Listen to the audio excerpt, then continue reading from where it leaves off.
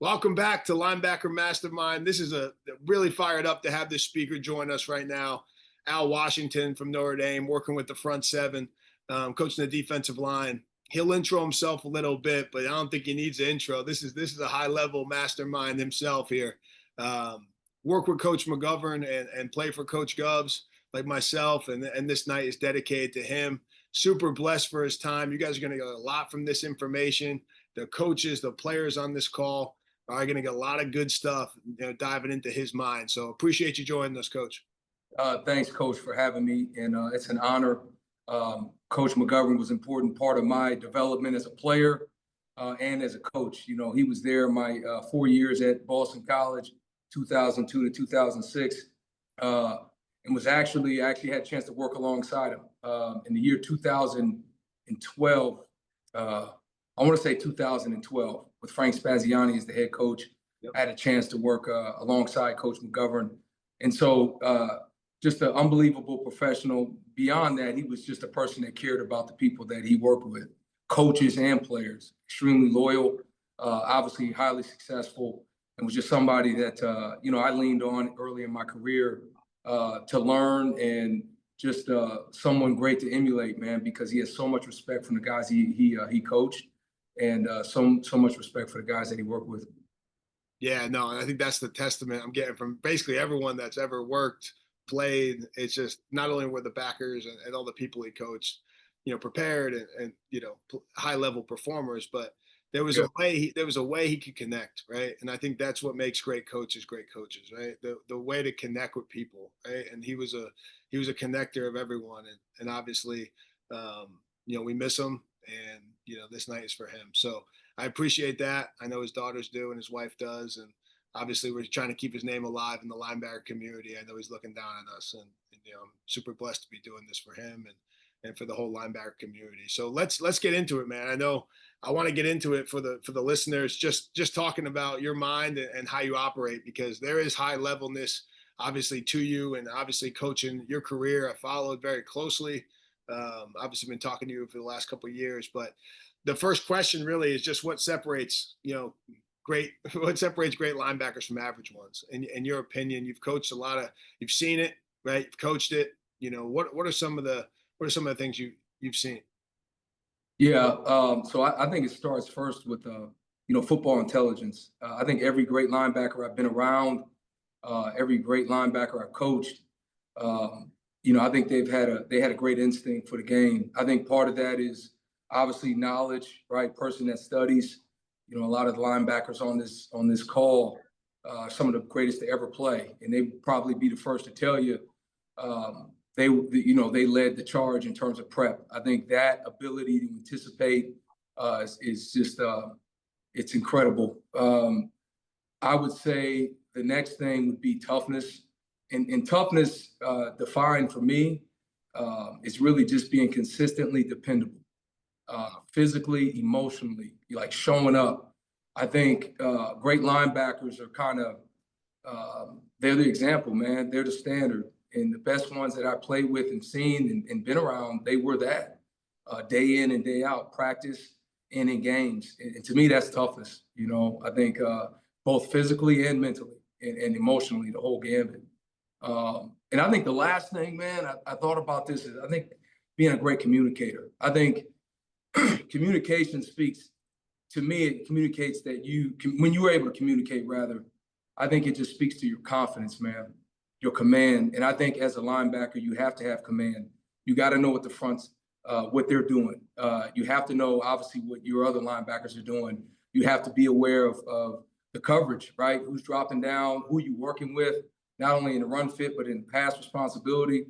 It's just a lot there. So I think being able to communicate that across the board, or being able to make on the field adjustments, being able to communicate that effectively is tremendous, man. And I think you have to be confident in what you're doing, and also confident in what the hell's coming. I think those things are really important. No, I think you nailed it. I mean, the couple of notes I just wrote down was obviously the football IQ you need to care about it to a level of obsession, right? Like, Amen. Be that level of the 1% obsession. And then obviously the toughness. What a great way to put it, right? The consistent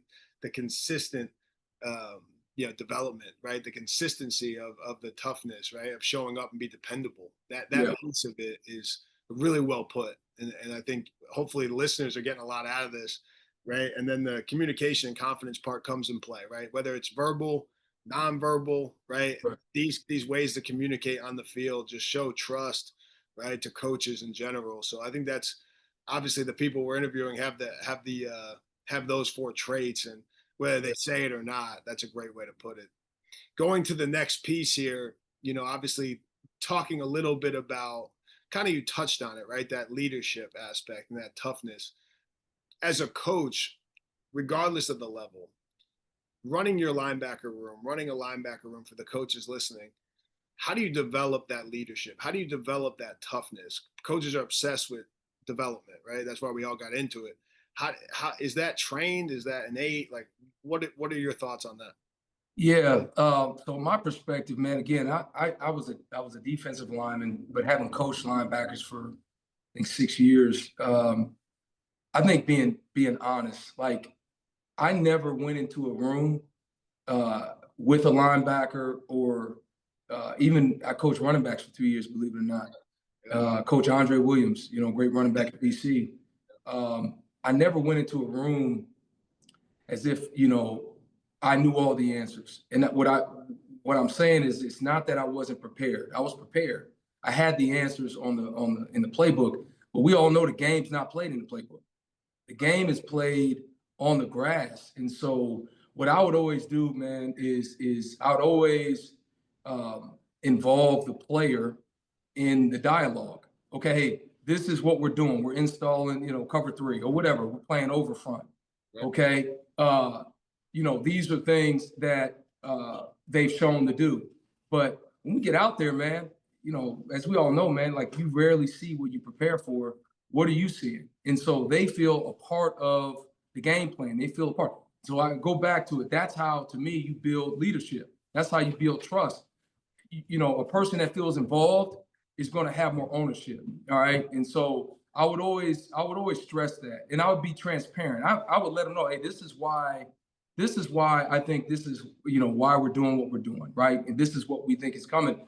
But I want to hear what you think, Dan. Like, I want to see what you see. I want to understand. And then through that, I think there's a bond that's formed, and it goes beyond the meeting room. To me, it's like it's like a relationship, man. I'm still close with a lot of the guys that I work with. Had a chance to work and coach, but it's on a deeper level, right? It's truly something where it's a bond that's formed. So I think that's really, really important. And I think the other thing is you have to empower the guy on the grass. As we all know, you played it. If we're all wrong, we're right. There'll be times out there, man. Dan, you got to get us in the right look, And so I got to trust you. I got to empower you. And if you come back to the huddle and say, "Well, damn, I thought this," I can't lose my mind. I can't jump you. I say, "Look, man, next time look for this." Or if it works out, great, congratulate you. But to me, I got to empower you. You can't be a robot. And that's something that I believe strongly in, and not only just linebackers, but any football player. I think you have to empower them. If you do those two things, if you integrate them into the game plan, involve them in the discussion, encourage independent thought, and then you empower them, okay, to me, that's when you build that leadership. Then that guy becomes a dude that we all love. Like, Luke is on here. Luke Kuechly was a machine, but I guarantee you, he was a machine in the meeting room, yeah. And there was dialogue, and that's the mark of a great player to me, man, especially a linebacker. Yeah, and obviously you just nailed a lot of things in that. That was awesome. That was phenomenal. Obviously the honesty, just recapping, just the honesty and the ownership, right? The ownership of the player, right? That's so important. From all the guys who played, all the great coaches they've had, something I've always respected and admired about you, Coach, was that you're all about the players.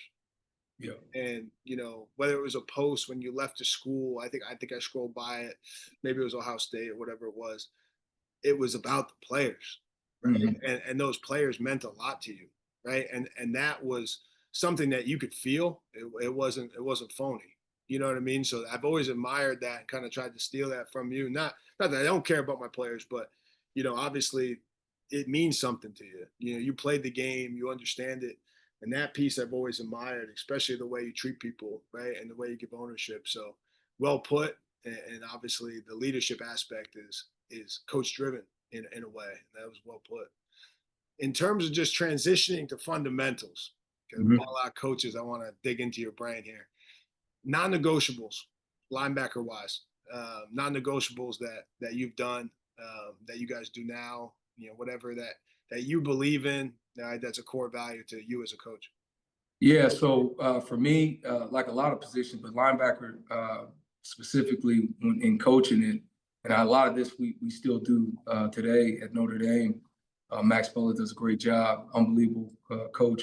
But it starts with your stance, and stance to me is about efficiency, right? The one thing that you notice, you watch NFL tape, right? You study it, you look at the great players. Everybody's got a little, they have a unique or individualized version of the stance, right? Feet shoulder width, and it's all about efficiency. I think the best linebackers, man, are the most efficient. And so all you want done out of the stance is don't waste your initial act towards the ball, your initial movement towards the ball. So that's something that to me it's weight, it's weight on the inside rail of my feet. My feet slightly wider than shoulder width. I want a slight bend. Okay, I don't want to be hunched over. Okay, but I don't want to stick up my ass either. I think you give them those earmarks, and then within that, the person or the player kind of becomes comfortable with it. So that's number one. And I would say the same for outside backers and inside backers, because outside backers, whether you're an inside foot up guy, outside foot back, or inside foot up guy, or inside foot back guy, being in the box, obviously, there's a lot of different, linebackers, you have a lot of different starting points. So, but it's all about efficiency. So that's a non-negotiable. I'll start there. Second thing is footwork, naturally. And so, I think a delayed step is better than a false step, hot your feet. I would always say two hots: hot your feet, bounce, diagnose, right? You have time and distance. Okay. So it's not like you're at the line of scrimmage. Like, for me, if I take a bad step up front, I'm getting exposed instantly. I think at linebacker, safety, those positions away from the ball, you got time and distance. So diagnose, pop your cleats, before you make your read or your diagnose. So I would start there. Those two: stance, footwork. The next thing I always like to address was block destruction. I always think you have to be skilled with your hands, and that's really in a conversation its own, how you defeat blocks.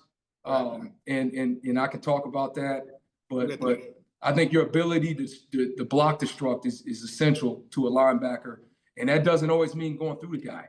You know what I mean? To me, you go through a guy because it's about the ball, it's not about the blocker. So you address a guy when you have to, okay? And there's a time that I think you do that.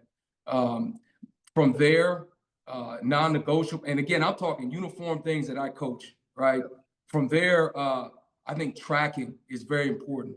And I don't put tracking and tackling together. I try to isolate it because, I think there's two profiles you'll get as a defender. And it's really as simple as square and side view. So a square view, what we coach, and this is the great Don Brown. I got this shimmy. We coach the shimmy. It's gathering, right? Close, gather, right? A lot of people say close, gather, press. But I think when you get a square profile, the tracking element is you shimmy, you gather to the near hip, right? Inside foot slightly up. You want to make sure you have a base, all right? All of that. When you get a side profile, then we accelerate. There is no gather because the cutback's not there. The reason you gather when you square is because the guy can go left or right. All right. When you get a side profile, we don't need to gather necessarily. We need to track that hip. And so we spend a lot of time on that. We'll try to package that with other drills, obviously for time's sake. And then the last is tackling. Again, tackling is a team concept to me. I think whatever your version, I'm sure you have a version that you teach to the special teams. But I think everybody uniformly, man, has got to have the same philosophy in tackling. But I think that's an area, whether you're a rugby tackle team, whether you're a hat across the bow team, whatever your flavor is. I've had a chance to be around both, but I think that's an area where you have to give them some structure there so that you can coach. And so from there, I think you have to address the coverage element. I always say like zone coverage. I mean, even a DN can do it, right? Hell, I could, at my age, 41, I could at least get in the right posture. I think you spend time on the man stuff. I think the man stuff can get you. I think taking the proper angles, having poise when you're in phase, understanding how to play out of phase. If you're, running with a wheel route, matching the angle route, all these different things that come up. I think, or whether you are an overhang back or covering a tight end, you got a dynamic tight end, that catch technique or whatever you're coaching. I think you have to spend time on that, more time than the zone stuff. Now, pattern match is important, right? That's important. You got to spend time there. But in terms of like non-negotiables, I think being able to have a systematic approach to being a man coverage linebacker, I think is really important. And then the last thing, man, because I'm a rusher, man, I think you got to teach them how to rush. And so you got to teach them how to rush. You have to teach them how to blitz. And that's big too. Like, what are your blitz indicators, right? What, film study, but are you blitzing inside or outside, right? If you're inside, it's a lot like, being a 3 technique, man. We talk about the horizontal squares. If I'm a B gap blitzer and I'm plugging, I'm playing off that guard, and I always want to give my backer, give the blitzer a chance to be right. Don't, if you're a B gap blitzer and it's a hi hat and he's retreating and he's kicking outside, don't go outside, work inside. You feel me? Like those are things that to me are non-negotiable. I think, when you get that, when you become proficient in those areas, I think everything else kind of moves better. And everybody's different. Like I think back, in coaching, those were the things I felt like were really, important. No matter the scheme, no matter what situation. I felt like if you could do those things really well and you were an expert, I think you'd be pretty productive. So, and I'm not saying you don't spend time on key work. I'm not saying you don't spend time on pattern match. Those are critically important, but those were my non-negotiables. So. Yeah, no, that was freaking awesome. So obviously how you segment it is a whole different conversation in terms of the player that you're coaching, but obviously the things that you've been going over are high level stuff. I mean, obviously taking the stance all the way from the stance, from tackling to block destruction. And that's kind of where I want to stick right now, is the block destruction, because when it comes to experts and block destruction and D-line play and strike timing and how to defeat blocks, Luke is a big block. I get a looter, right? Like when he doesn't strike somebody, he's not going to go out of his way to strike somebody. Like you said, from that second level, third level, you don't have to strike people. But when you have to, right? Mm-hmm. How important, obviously being up front, you have a great answer for this. Strike timing. A lot of coaches, they dive into that pretty deep. Block destruction, block timing. What's your approach to block destruction? So block destruction, man, like to Luke's point, like to me, you always tell the block, like to me, it ain't about the block, it's about the damn ball. So everybody's different, in terms of their skill set. But I always start there, like it's about the ball. Now, the thing about block destruction to me that's important is phase, the concept of phase. So phase has to do with the distance between the ball carrier and the blocker, right? And so the ball being out of phase, obviously there's a greater distance. So if there's a greater distance between the ball and the blocker, then at that point we want to avoid that blocker. And so what is great distance? To me, it's all based on the athlete. You give the guy parameters, but then he makes the full speed decision. So it was simple for us, it was as simple as I'm either going to stun him or slip him. So again, going back phase, if he's out of phase, there's enough time and distance between that ball and blocker to where I can slip this guy, attack an edge and stack him, that I can finish on the ball, I'm going to do it. If the opposite is true, say the ball carrier's in phase, right? He's a yard or two behind the blocker. If I take a hard angle, if I go left or right, there may not be enough time and distance for me to stack that guy and finish on the ball. So when I'm in phase, then we stun him. And stun him is hat in hands. And hat and hands, no matter if you're a D lineman or a linebacker or safety, yeah, it's all about, you talked about timing. Whether I'm slipping, and again, I'm slipping. It's a violent approach. Like when I'm slipping, I'm stepping on your toes at the junction point, and I'm attacking an edge. I use my hand to break your hand down and reduce. Then I stack. When I stun, I step on the blocker's toes. Now I'm a big near foot in the ground. I am hat, hands, and foot all tied together. I want to time it up so that I max my power. That's my power foot. Okay, so that's from the ground up. It's near foot in the ground. It's hat and hands. Now, when I strike, it's all about leverage, and leverage is twofold. There's vertical leverage. It's defined as hairline below the chin. And hairline and below the chin just means I got a reverse arc of my back. You don't want to start doing this, as we all know. Reverse, when my hairline's below the chin, that implies my eyes are up, my hips are down, okay? Second point of leverage is hands are inside. That's horizontal. So those are the two areas that we focus on. And now, a lot of times, man, like, if you're a single gap defense, you're going to be a half a man leverage, right? You're taking on the guard on the inside zone. You want to divide, you want that inside hand, that power hand right through the V of the neck. You want to extend that hand as you strike, speed the lockout, as we say. But there's times, man, when you're head up on the guy. But the key to me is the timing and winning the leverage game. Now, once you've won that leverage game, and once you're in that coil position, the speed, the lock is everything, because the speed, the lock creates that separation. You can't get off the block unless you separate. And so I would always equate it to like a punch. Like, I'm a big boxing fan. And so when you see some guys, they lay their hands on the blocker and then they try to bench press. We all know what's going to happen. They're going to hold the shit out of you. And that's what they're paid to do. What I always tried to simulate was a punch. If you watch a guy jabbing, for example, in a fight, before he makes contact with that chin, that hand is quarter extended. All right. When I'm addressing that blocker, I want to be about there. All right. And so when I make contact, I'm there. And as soon as I get that, usually once I extend that, usually you'll create enough separation. Okay. And then we talk about the disengage, right? I'm a big arm over guy because I want you to finish on the ball. I'm a big arm over guy if he crosses against your leverage. I'm a big, a shrug and rip guy if he enters to your leverage.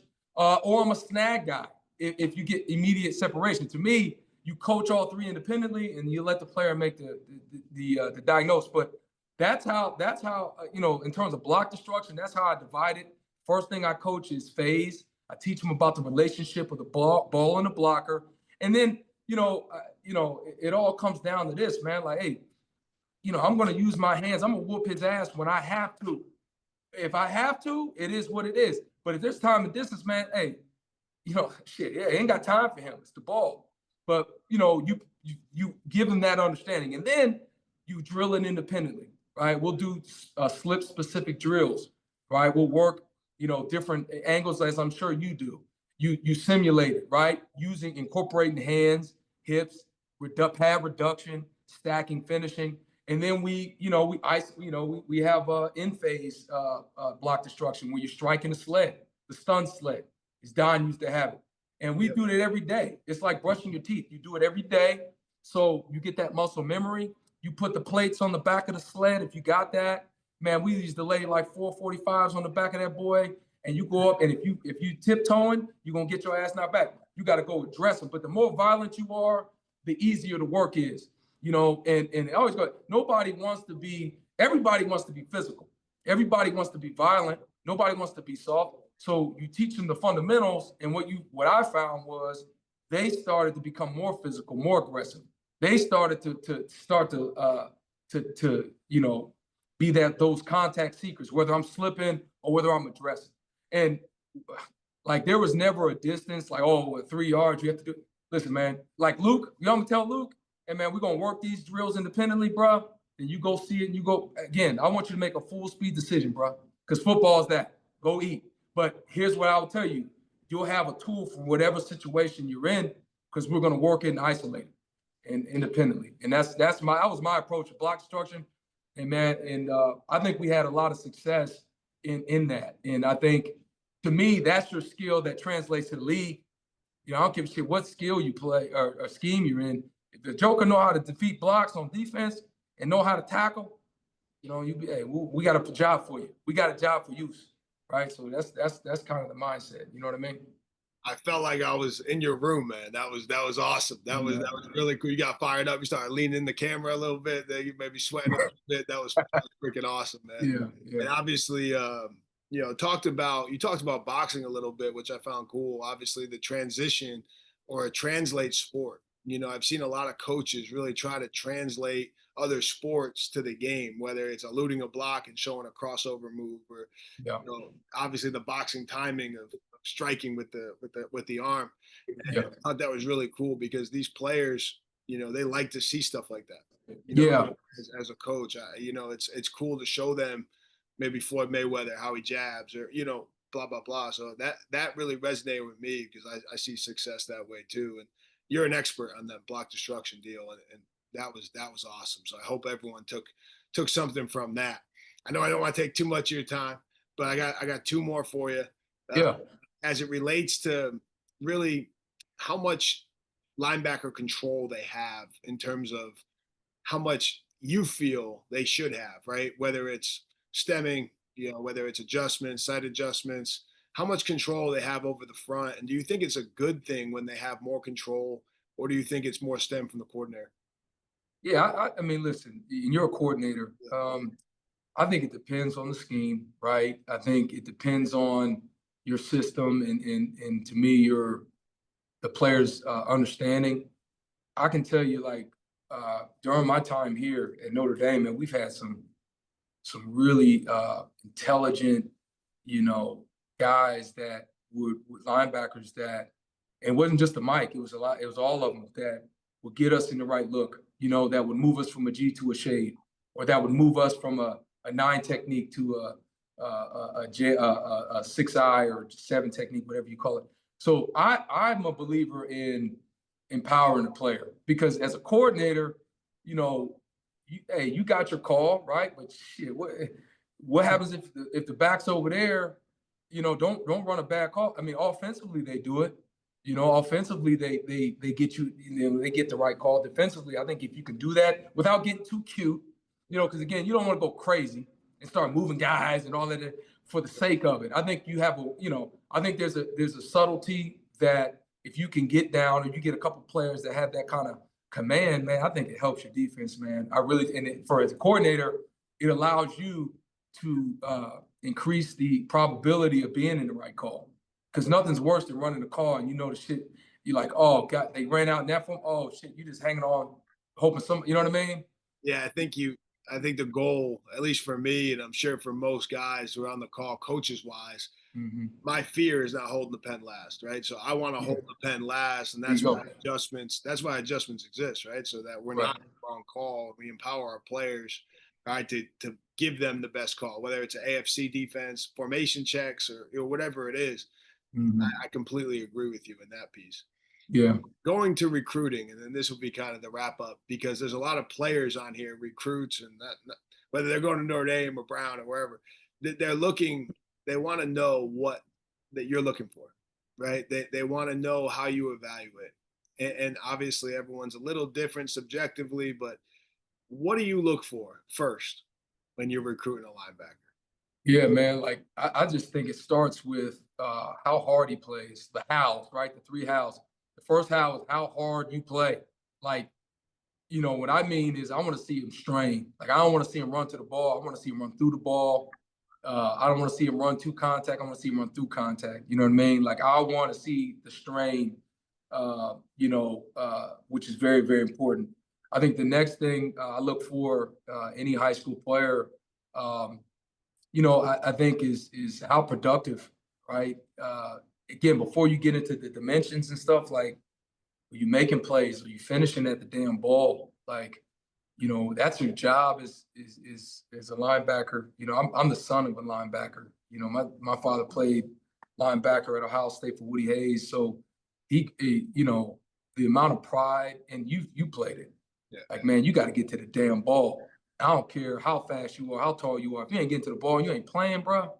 Hey, it's gonna be because again, what we're asking you to do is come here and elevate a really good program. And that goes for Brown. I done coached all levels, so I get it, man. It's good football everywhere, man. Like you're asking, we're asking that player, man, to elevate the room, elevate the team. So to me, it's like, how productive are you? And I think the last thing is, how consistent. Like I'm a big believer, and I watch the whole game. If the player is like, I'll watch the huddle first, and then you watch the whole game, and I think a linebacker should be, ideally if he's healthy, you want to see him out there the whole time.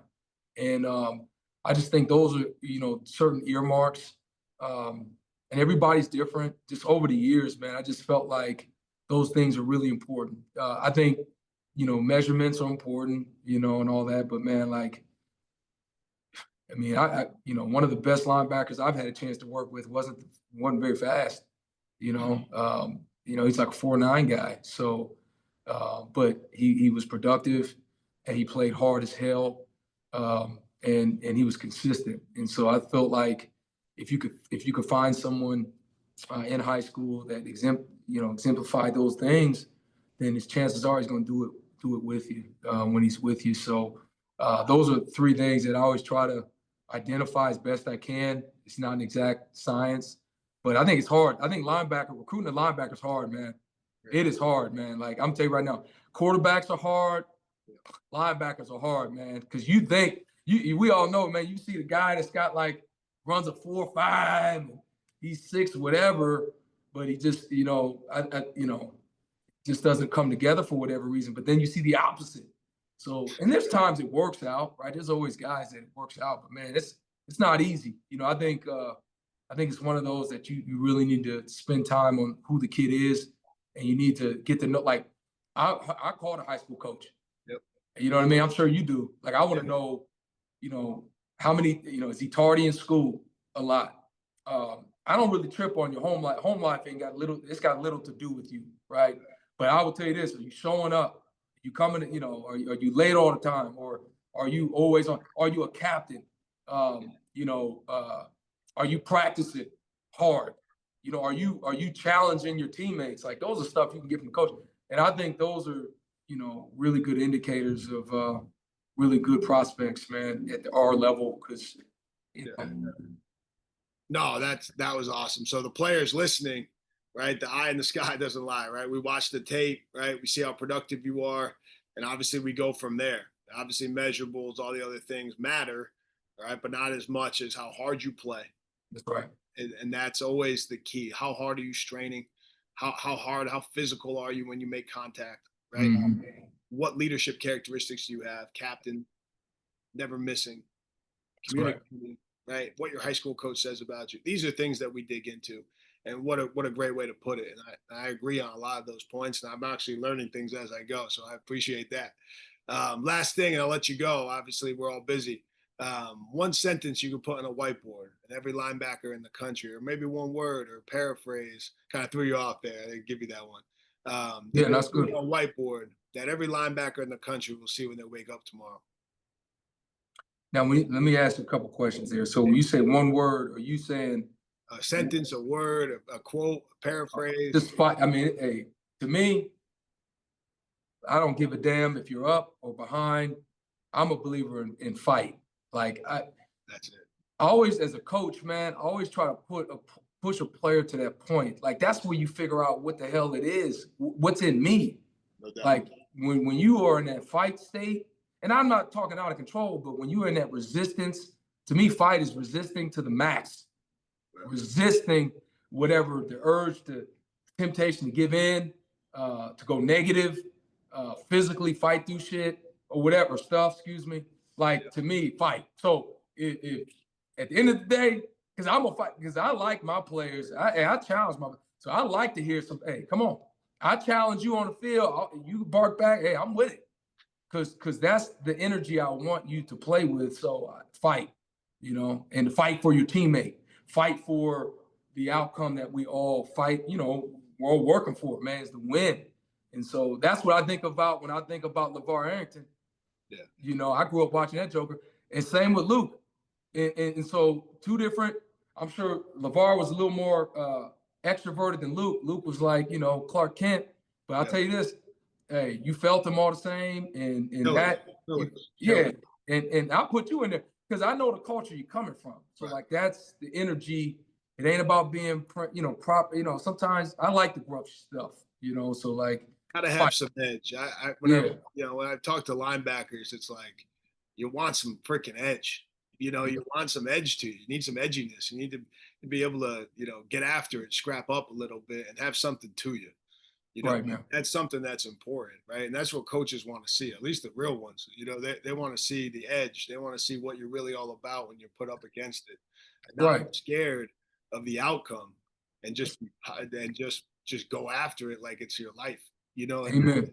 and Amen. that's football, right? That's how I was raised. That's how you were raised. That's BC brotherhood of us together, and I can't be more blessed to have another BC brother on here and share insight and share stories and share ideas to the linebacker community in honor of Coach McGovern. Yeah. You know, I know this means a lot to him, looking down on us, right? And That's right. you know, doing great things. So you're gonna have an awesome season. You fired me up tonight. I'm sure you fired up everyone else. I appreciate your time, and I look forward to talking to you soon.